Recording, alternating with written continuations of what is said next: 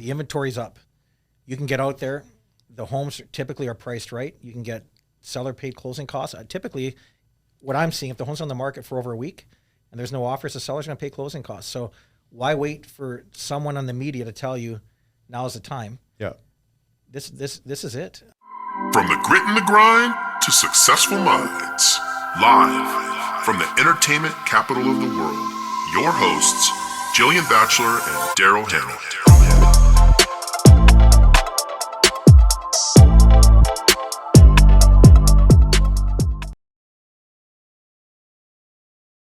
Hey guys, Jillian Batchelor here and Daryl Hanna, and we are with Vegas Real Talk. And today in the studio, we have our favorite lender, Tim Deibert with All Western Mortgage. the He's myth, a killer. the legend. He's the man. Thank you for having me. Yeah, so Tim, tell us a little bit about you, who you are, why, just give us some good things we know about you. Little history about me. Grew up in Canada. Moved out to the U.S. in 93. Worked for cruise lines. Moved to Tokyo. There's a lot of people that freaking with cruise lines, Gavin, right? Like Gavin, a bunch of people worked for cruise lines. I guess that's how maybe we should have worked at a cruise line. Do you want to I sing? didn't mean to Should we sing and dance right now? Let's do it. It's a good time. I think everybody should do it. It should be Nice. mandatory. Right? Love it. Ended up moving to Connecticut, New York in 96, got into the mortgage business. And my wife danced for Siegfried and Roy. That brought us here Oh, wow. in 97. And we've been here ever since. Wow. That's awesome. Little education. Good story. Took finance, Mount Royal College in Calgary, Canada. And two daughters, one at University of Arizona, one at Faith Lutheran, and my wife, Tiffany. I love Wow, it. So you've been doing finance for a long time. Long time. A long time. So, I met Tim well over a decade ago, and the guy was just an animal. And I was like, if I want to work with somebody, I want to work with somebody who just knows how to get their shit done, who understands the process, can move fast, because And talk as fast as you. and can talk as fast as Yeah, me. he I can keep swear, up with you. Tim It's and a I gift. are the same. I mean, it's the male and female version of each other. It's us, right? absolutely. And for clients, though, I wanted somebody who just knows the programs inside and out. I mean, can close the deal, can get them the best rate, can give good interest rates. And because it's an emotional thing. When a buyer goes to buy a house, they're emotional. I don't care how logical. I don't care if you bought 10 homes, 20 homes, 50 homes, whatever it is. But you're emotional and going through the process. And if you get a lender, I mean, how many times has it happened to us, Daryl, where we've gotten a lender, as somebody said they're approved, and then all of a sudden, like 2 days for closing, they're not approved. Oh, yeah. What's happening? Even when we represent the sellers, that's the worst, to break it to your seller and to say, oh, yeah, you know that buyer that just did inspections, appraisal, you just packed up your house, you just bought another house out of state, you're ready to go. That buyer's canceling, we got to start over. Well, 2 things I have always liked about Tim is That never happens. absolutely, that never happens. Is he closes probably 90% of our files early.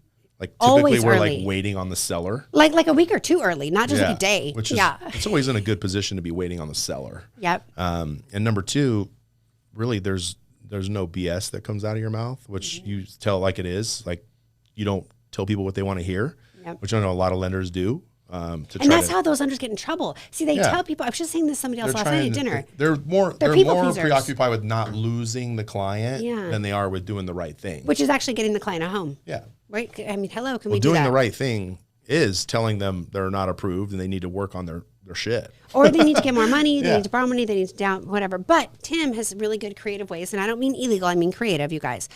Creative ways to make sure that we get the deal done, and that he sees things with his years of experience. He sees how to package a file that maybe Talk to other us about lenders do that. not do. Like Yes. what's your take on that?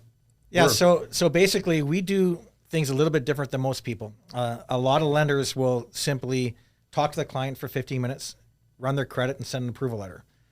If they even run their credit. If they even run their credit. We typically average about 5 to 6 man hours of work Before issuing the proposal. before we issue the letter. And I take great pride since 1996. I've closed 100% of my approval letters. We've never Love had it. a client crash at closing. I've never had one. Ever. But we do checks throughout the process, right? There's a lot of work. It's a lot of time. But when have you guys ever felt nervous showing a house with a letter from me? Never. Never I from don't you. feel nervous ever. And a lot of times I tell people, even with like out-of-state lenders, like I get really nervous with out-of-state lenders because they either don't know the markets, don't know the market conditions. Maybe they have centralized underwriting and processing that might be in like Minnesota, where people don't know anything about our market here. They don't know about the trends. Then they're processing 1,000 files, so things get lost through the cracks. You're getting shifted from one person to another to another. I like that you have so much in-house. You have so much control of the file, so those things don't happen, and it makes the client way less frustrated working with you than some of these big banks or these big lenders are like, I've sent this document 15 times. I've given them everything and now they're asking for more and they've lost it and I can't get a hold of somebody and it's a weekend. I can't reach anybody. It's a very frustrating process buying a house. No matter how much of a veteran you are with buying properties, it's frustrating. And I like that you can take that frustration away from the client, because it also takes it away from us. When we get those calls at 10 o'clock at night, I can't find my next bank statement and this person's asking me for my social security card from when I was a kid before I changed my name and all this crazy stuff. Yeah, I think what people don't understand is you're going to need this information regardless. Yep. I believe let's get the process started now. So if there's any curveballs, we can handle it before you're out there shopping for a home. So once you do find a home, we can execute everything. All you have to worry about is moving now. We've got income assets verified. The approval letter is ready to go. Once we get the contract, we lock in the interest rate. And we typically have our loan docs at title typically within 2 to 2.5 weeks from the time we get the contract. So that's impressive. Yeah. Something else that I've never heard from any of my clients that have worked with you is can't get a hold of Tim. I can't get a hold of him. You will answer your phone. Yeah, Wait. I know you got a funny story. No. I'm not going to do that one because that's a little inappropriate. But you guys, I have a couple of good stories. So I called Tim one time. He's driving to California. From Las Vegas, driving to California. He goes, hold up, let me pull over. I go, pull over, what are you doing? He goes, I'm driving to California. Hold on, I'll pull up my laptop. I'll get your client approved right now. I go, what other lender is going to stop on the side of the road, driving to California to get my client approved right now? I got another story. He's in a movie. He picks up the phone and it's really quiet. And I'm like, what are you doing, Tim? He's whispering. Yes, I'm in a movie. Hold on, let me walk outside. I go, it's okay. You can call me back when the movie's over. And what's a movie, an hour and a half? And he's probably halfway through the movie. He goes, no, I'll get the client approved right now. I go, okay, Tim, love it. And this is like 7, 8 o'clock at night on like a Wednesday. And it's not during business hours by any means. And so, and I have other really good stories, but we're going to save those for like the after hour. You guys will have to DM me for those stories about Tim. Well, he's done the same thing with me in like church. Like he's walked out of church to answer phone calls. And I'm like, dude, you don't have to walk out of church, bro. Lord, we're sorry. He's like apologizing because he can't answer the phone right away. That's why I love you, buddy. So Tim, you mentioned something. You mentioned the hot word right now that everybody is talking about. Maybe it's 2 words. Interest rates. Mm-hmm. Can we just dive right in? Tell me about interest rates. What's happening? Is the sky falling? Are interest rates at 19%? What is happening? What do you see? Give it to me, Tim. Yeah, so I guess it kind of depends what area you're coming from, but to me, these interest rates are still very good. Yep. I started, like I said, in 96. I was refinancing people from 18% to 12%. Wow. Then we went from 12% to 8%, and I was a god. And a lot of people got spoiled over the last few years with these super low interest rates. The Feds have been purchasing securities, mortgage-backed securities to keep these interest rates low. They're now selling them on the free market. These interest rates have climbed over the last 6-7 months. If,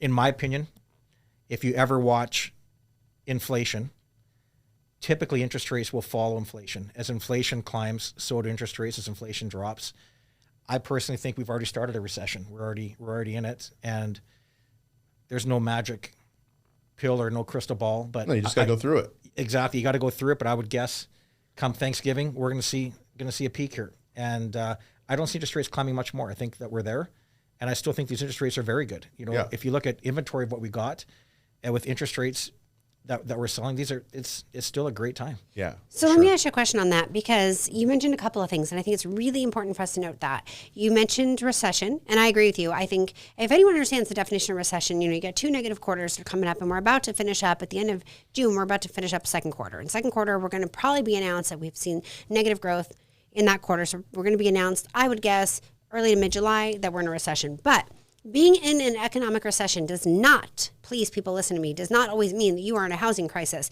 And 9 out of the 10 recessions, the last recessions we have had, we've only had one housing crisis, and that was during the financial meltdown of 2008 to 2012, which we are completely in a different market now. And Tim, can you explain a little bit why that is and why that makes that different? You hit it right on the head. It's only happened in 2008. And the reason is there's a lot of factors in that, but those don't exist anymore. Since 2010, we've had very strict guidelines when it comes to buyers. Back in the day, 2000 to 2006, you could be working at McDonald's doing stated income that you're making $75 an hour, and you could go buy 10 houses and say they're all owner occupied. There were lenders that did that. So basically, like no credit check, or I don't want to say credit, but no double checks on anything. Since 2010,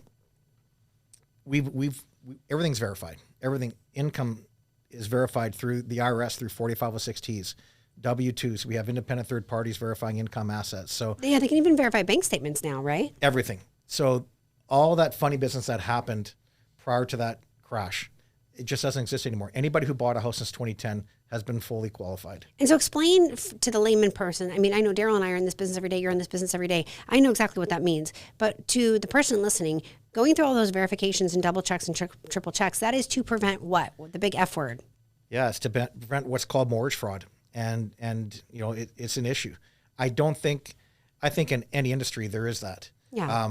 But there's so many checks and balances these days. Yeah. I just don't see how that could exist. And preventing plus you also have, I think the big one too is people actually have to have skin in the game. Yeah, money. Not a lot of 100%. There are some 100% financing stuff out there, but you still have to go through all the checks and balances. But you have to have money down. Back then, you didn't have to. Well, and preventing the mortgage fraud also helps to prevent foreclosures. So when people are like, I'm going to wait for the market to turn. Well, if there's not a wave of foreclosures coming, when is the market going to turn? Yes, we might have slight corrections and slight adjustment to prices, but that's the way over priced properties that are being adjusted down to where they should be. If you look at the actual trend lines of appreciation, we're right on trend of where we should be for appreciation right now. We're actually even a little low.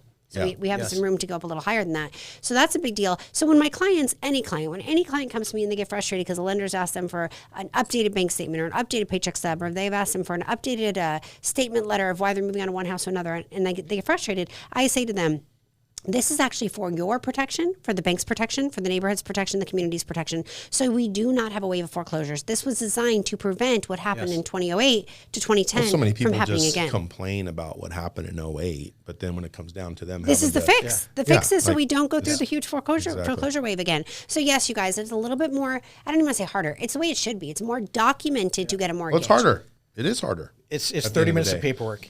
For a standard buyer, we're looking at 2 years. But it should be harder.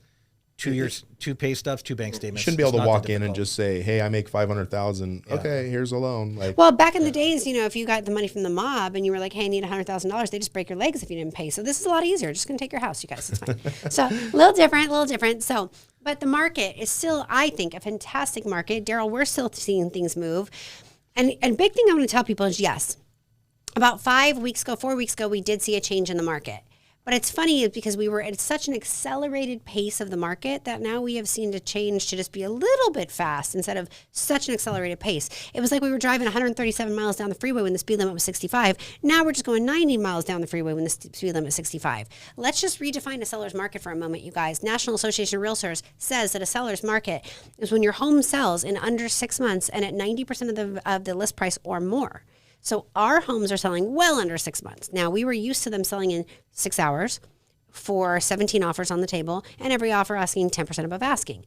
That may not be happening anymore in most cases, right, Daryl? But we are still seeing homes sell in typically under 30 days and typically right at value, maybe even a little bit above, maybe even a tad bit below, depending on the condition of the home. But if I were a seller in today's market, I would need to prep my house more so now than I did 3 or 4 months ago. Well, you definitely have to. It's not just it's the days of just putting the house on the list on the MLS and just it'll sell. You'll get 10 offers within an hour or over. Yeah. You actually have to put a little bit of work into your house. You have to make it look nice so that it presents well. Your agent has to actually do some marketing.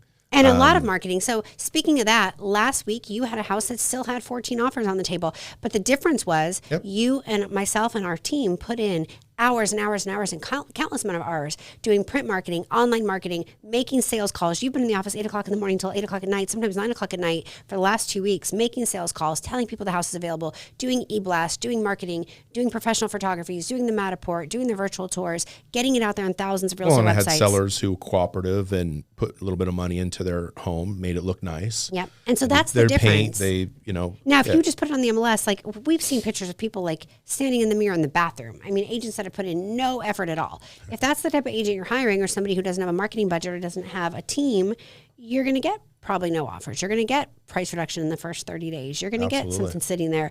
So yeah, you guys, you know what? Your agents actually need to work a little harder. Tim, talk to us a little bit about appraisals.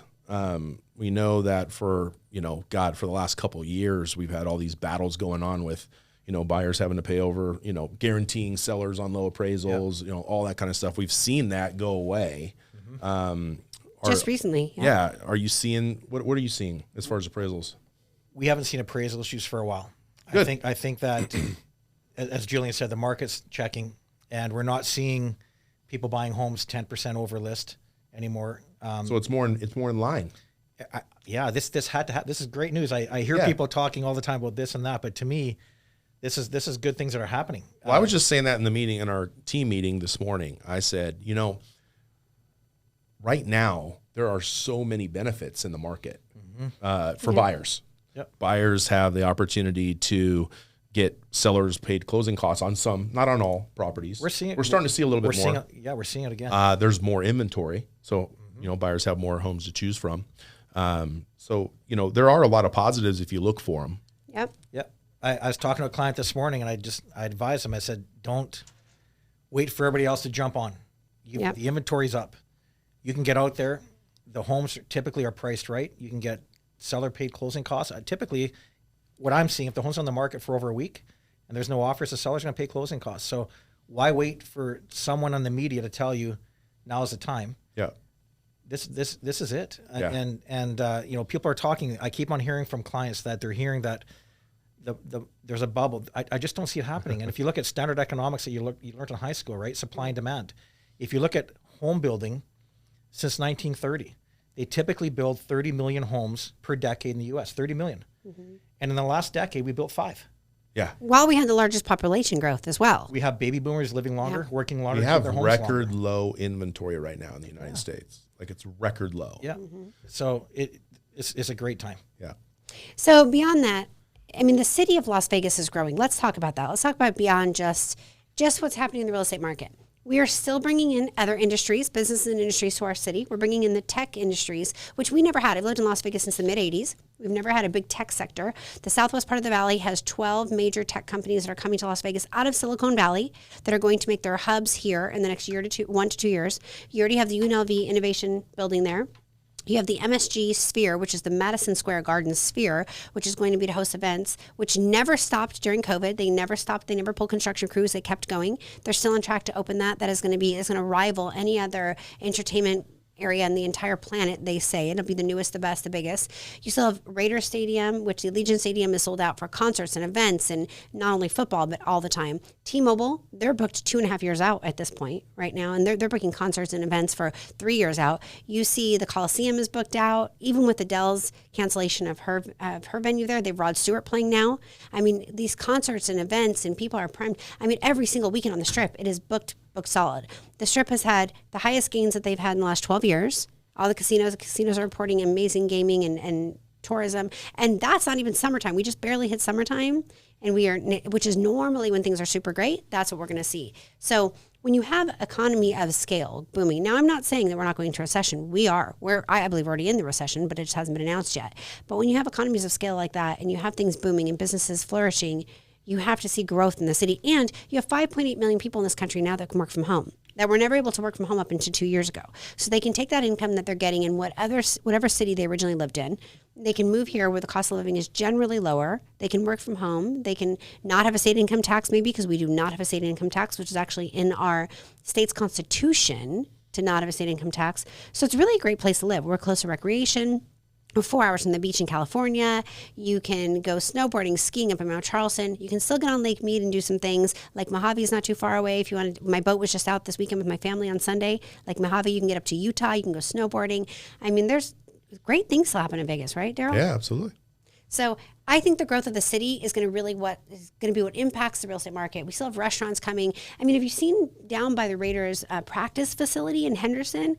Oh my gosh, everything is high tech. Everything is booming. The growth is incredible. Lots of building. Well, and even the commercial market right now. The commercial market is still on fire. You're still commercial buildings. Maybe not retail as much, but as far as warehouse, office space, agricultural, everything is still booming in this city. So I love seeing the growth and population. Let's talk about population drive, right? So the Nevada Department of Motor Vehicles says that the net gain, which is after people surrender their licenses, the people who move out of Las Vegas and surrender their license, go somewhere else. We have a net gain of 158 people per day still, per the Nevada DMV. Those are people who are getting Nevada driver's licenses. So I know I still have clients who have moved here a month ago, 6 months ago, 8 months ago, and still haven't even gotten their Nevada driver's license. So this is just people that they can track, net gain of new people moving in. So there's about 200 people getting a license a day, but after the people moving out, you got a net gain of 158. Wow. So when you have population growth like that, they have to live somewhere, right? Which is why rents have risen 26% on average in the last year, which is why property prices have risen 26% in the last year. because people have to have a place to move. Now, anywhere in Las Vegas, even if you're looking at a 2-bedroom apartment, the median rent for a 2-bedroom apartment right now in Las Vegas is $1,875. The 3-bedroom median rent is $2,050 a month for an apartment. That's crazy. It's crazy. Remember when the rent There's not enough places for them to live. Remember when rent anywhere, a 3-bedroom house was $1,200? Yeah. I mean, that was only 10 years ago. Yeah. So it's incredible. But with that growth and change in the city, you have to see the economy grow. You have to. Yeah. So, Tim, we're talking a little bit about that. We're talking a little bit about Las Vegas and how great it is to live here. What are some of the things that you and your family, your kids, your wife, what do you like to do? What's your recreational things? Yeah, for me, I like to mountain bike. I like to get out just outside of town, out by Blue Diamond. I love it. We mountain bike out there. I walk. I like the neighborhoods here. Every morning, go by my house. You're going to see me walking. I typically walk 3 to 5 miles every morning. It's kind of peaceful. Yeah. We're at Lake Mead here and there. We used to have a boat. Kids have grown up now, so we're not out there much. But I'm the same as you, Julian. I like to just do a quick hit to California. We're at the ocean in 3.5 hours. Yep. If you want to go skiing, you're 3 hours away. Or you can go to Mount Charleston. I love skiing and snowboarding and sledding and tubing in Mount Charleston. And they just redid that beautiful lodge out there. It's amazing. Yeah, it's awesome. And I did the hike. I climbed Mount Charleston a few years back, and that was like a 9-hour hike, but it was awesome. Wow. I grew up in Canada in the mountains. I mean, it's why we live here. I love Las Vegas. Well, let's talk about something that I know is near and dear to your heart and very near and dear to Daryl's heart. In Las Vegas, we have this thing called hockey. Yeah. Daryl, talk to us a little bit about hockey. You love the games. The games are so exciting and so fun and fresh, right? Yeah, if you've never saw a hockey game, you really owe it to yourself to go see one of those games. Who would have thought of hockey in the desert? Tim has tickets. I know he's there all the time. I really didn't think it would work, to be honest. And obviously it took one game and I was hooked and my son was hooked. And now your son's like a basically, I'm paraphrasing here, but like a pro hockey player. Well, he's on his way, hopefully. Yeah. But take care of his dad. No, it's hockey's changed my life. It really has. The people involved in hockey are just really solid people. I've got a lot of friends out of hockey, but hockey is really taking over Las Vegas. They've built 5 rinks now, when there used to only be 2, with more planned. So, and not just hockey. You got football now. You've got NBA coming. You got Major League Baseball coming. I just heard that there's a new hotel that's being built that will be attached to the NBA stadium. Oh, that'd be great. Yeah, so I think they're just trying to decide where it's going to go. I've heard it's like 215 and the 15 freeway, somewhere in that area. But a lot of future sports stuff coming to the town. How cool would it be to see F1 here as well? Oh yeah, that's going to be, that track. What did they say it's going to be in about 1.5 years, 2 years or something? I mean, that's going to be amazing. I'm a race car driver in my heart, so love that. You guys, I'm a foodie, so we can't ever forget the restaurants in Las Vegas, the dining, the entertainment. What I love about Las Vegas, and I grew up here since I was a kid, so I'm a little spoiled, but if you want to go out and get a 5-star steak restaurant dinner at midnight on a Thursday, you can find it. A handful of places. You can find it, right? Yeah. But you live somewhere else, like in Wisconsin, where some of our team members have friends that live there in Wisconsin. You go to Wisconsin, it's 8 o'clock, lights out. I mean, I don't know what's going on here. The street lights are blinking and everyone's asleep. And so I mean, you guys were booming. I don't know if anyone's been to the Strip lately, but oh my gosh, the Strip is amazing. It's on fire. They just did the draft. They did, and 2 months ago, we did the NFL draft, I think right? they broke records on how many people came that weekend. That weekend it was like 400,000 people the first night, or it was insane. So Vegas is booming. If you're thinking about moving here, there's a lot of reasons you should be here. I remember even my first interest rate was 7.75%, almost 8%. I thought it was a great interest rate. So but I heard a good quote, and I want to make sure we mention this one, and we'll let Tim see what he thinks about this. But I heard the quote that said, "You marry the house, but you date the interest rate," which really just means you guys go in there, and if rates drop in a year or 2 years, refi then. You're just dating the payment. That's all you're doing. Yeah, right, Tim? I agree. Payment to me is short term. You're buying the house at today's price. All the indicators are showing the home prices are going to continue to climb. The interest rate, you can always refinance that when that opportunity comes, whether it's next year or 2 years or 3 years from now. But even today's interest rates are not that bad. But see, that's the big F word right now is fear. Buyers are afraid that they're going to buy a house today and tomorrow it's going to be worth 50% less because they remember 2008. And that was an I just anomaly. did a post on Facebook. We were talking about post-traumatic syndrome. Yes. With 2008. And it's true. People just can't get it out of their minds. I get it, but you can't compare the two markets. You can't. And It's completely everything different. so far is sustainable that I've seen. Well, and all the major gurus, all the major financial gurus in life and that are out there, that if you talk to them, you got Dave Ramsey, you got Gary Vee, you got Well, Susie Dave Ramsey Orman. just said the best time to buy a house in the next 5 years is today. Yeah, that's what I'm saying. So you got Susie Orman, Gary Vee, Dave Ramsey, you got Tom Ferry, you got all these big financial gurus out there that are telling you the best time to buy a house is yesterday now. or today. Buy it right now. And they're saying that they all believe home prices are still going to go up. Now, they might not go up 26% like they did last year, which is not healthy. We don't want that. But are they projected to go up probably 4%, 5%, 6%? So even 5% on a $500,000 house is $25,000. So you're now at $525,000. Interest rate, even if it stays the same or tickles slightly, you're going to be at the same payment. Let's go ahead and lock it in. And in the meantime, what are you going to do? Are you going to rent in the meantime? You're just throwing money away because on rent, you're paying 100% interest. Well, another saying is it only takes a 1% increase in the rate to negate a 10% reduction in home value, Do you agree with that, Tim? roughly. Yeah. So, if you're waiting for prices to go down, but the rate goes up, at the end of the day, you really haven't gained anything. That's right. No, and that you guys, let's talk about timing and cost. In the meantime, you didn't move into that area, so you didn't get your kids in that school district, or you're renting, which means you're paying 100% interest. And if you're renting, you are buying a house. You're just buying the landlord's house for them. And for someone else's wealth. Which I appreciate. I'm a landlord, you guys. So my renters, please keep paying rent. I appreciate you guys. But yes, if there's a reason, if you know you're going to be here a year, I don't know, even if you thought you were going to be here a year, I feel like that's the time value of money. I want my money to work for me in that year. But even if you're going to be here a year, even my military clients, I got a perfect example. I'll give you an example. Military clients bought a property from me 18 months ago, paid $357 for that property. Today, we're in contract $521, you guys. $521, they're selling it. So in 18 months, they're going to walk away with, let's just call it roughly $150,000. In 18 months, by doing nothing but paying their mortgage, which they also got a tax write-off, and they would have had to pay rent anyways, and the rent would have been higher than their mortgage when they bought it. And now they're walking with $150,000. $2,300 rent for 18 months and walked away with zero. No tax write-off. No tax write-off. Now they've had a tax write-off. Yep. And they made $150,000. And that's going to allow them, now they're being relocated, it's going to allow them to nearly pay cash for the house they're going to, the city they're going into, because now they're going to a less expensive city. But hey, they had a good place to live. But they're so grateful. They are so grateful. They're like, thank God you told us to buy when you did, Jillian. Oh, yeah, We were absolutely. thinking about renting for another year, and we would have walked away with nothing. Now Well, we're that's going what to walk most people away are with a doing right now. six-figure check. They're deciding to rent until they see the And let's prices tap come into down. that F word again, the fear. If I were a renter, I'd be fearful of what my rent's going to be next year. Yeah. Oh, yeah.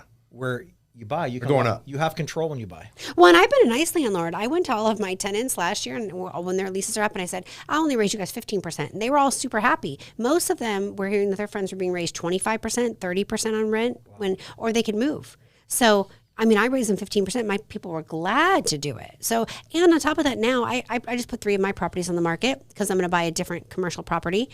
And so when I put them on the market, I told my tenants are all scared because now you're at my mercy. I might sell the house. You might get a different landlord. You might get somebody who's not as cool as I am. Yeah, you might, never really have any security. You have no security, or you might have to move, or I might pay you to move, or something. Whoever buys it does have to honor that lease, so it's not like you're going to get Yeah, displaced. but you can get a if you're terrible listening landlord as a renter. Yeah, but you never know who you're going to get as a landlord. Yeah, Exactly. And all of my tenants have loved me because they say, Jillian, you're so responsive. I text you, text back in 10 minutes. I have a problem. You have a appliance guy out here the next day. You have a pool guy out here the next day. It's not, the same as somebody else, or these big management companies. We have a couple of clients right now that are selling their homes, and the management companies take a week to respond to the tenants. So, Horrible. yeah, don't be a tenant, you guys. Don't pay somebody else's rent unless you're my tenants. Wink, wink. But you guys, I still think the market is great. I'm not a salesperson saying that. I believe in this market. I just bought a home. What did I buy a home? May 31st. That was a month ago. Just closed on a brand new home, new construction to add to my inventory. So I'm still buying. And what did I say? I bought a home and I'm selling 3 other homes. I'm buying, I'm selling, I'm trading my real estate all the time as the market comes and ebbs and flows. So I believe in it. You guys, Daryl's buying, selling. He's doing flips. He's doing all kinds of things. It ebbs and flows. We do what the market dictates. And we give the actual advice that we're following, right, Daryl? Absolutely. So, Tim, other than going out with your family, I have heard, because I've known you long enough, that you like to drive fast cars. Very fast cars. Can you tell us the type of car? Yeah, can you tell us the type of vehicle you're driving right now? I need to know. Putting him on the spot, you guys. I have a, seriously? Yeah, tell us. It's a Ferrari F8. See, you guys, he likes fast cars. Jesus. This guy is the man after my own heart. So, you guys, Are you here's the driving thing. that right now? No, I have a different car here today. So you guys get a loan with Tim, and I'll take you for a ride in his car. That's all I can give you guys, right? All right, it's nothing of value. I'm going to drive it. Your life might be on the line, but what can I say? We're going to have a good time, you guys. Good time. So, Daryl, any good information you want to leave us with before we end Vegas Real Talk? Go call your lender, Tim Deibert, and buy a house. And Tim Deibert, if I were to call you, would I be calling 702-947-0611? 592-9416. Both work. You guys, both will work. We're also going to give you guys his email address is T, like Tim, Deibert, DEIBERT at allwestern.com. We'll put his information in this as well, so you guys will have it in the podcast. Christian's going to do a good job of getting all your information. Making sure on it's this. out there. But you guys, Tim Deibert, one of the best lenders I've ever met in my entire life. Love him. He's somebody He I really trust. Because if you just want to get the deal done, you want no BS. You don't want anybody to come to you last minute saying, no, the rate has changed, or you need more money down, or you don't qualify. All of the pitfalls that we have seen happen to poor clients in all of the years in our business. Reach out to Tim. I'm going to put his information back on the screen right here so you guys can see it. Great lender. Tim, any other non-real estate related information that you want to give us? Anything good? Drop us some knowledge. I just want to say thanks for having me. Oh, This is Tim, awesome. we love you. You guys. So the real estate Thanks for market coming is on, ever buddy. changing. If you have questions, reach out to your real estate professional or your mortgage lender. And if you guys just have questions on fun things that are happening in Vegas, Daryl and I have a wealth of useless knowledge. So please reach out to us. Again, Jillian Batchelor Daryl Hannah. at Vegas Real Talk, and we'll see you guys next week. Have a great day.